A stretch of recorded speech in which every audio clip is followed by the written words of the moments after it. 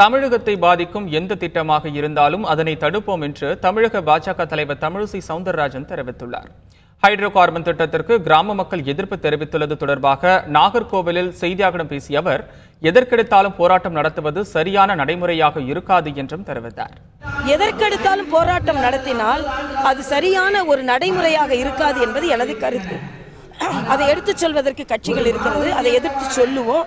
சில நேரங்களில் சில நிர்வாக நடைமுறையில் சில கால அவகாசம் தேவை.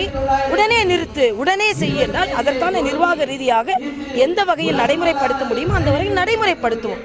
ஆனால் தொடர்ந்து தமிழகத்தை ஒரு பாராட்டும் தமிழகமாக இருப்பதை விட போராடும் தமிழகமாக மாற்றி வைத்திருப்பது தமிழக மக்களுக்கு நல்லதல்ல. இன்னைக்கு பாத்தீங்கன்னா இத்தனை மாவட்டங்களில் இவ்வளவு நல்ல வளர்ச்சி திட்டங்களை மத்திய அரசு கொடுத்து கொண்டிருக்கிறது.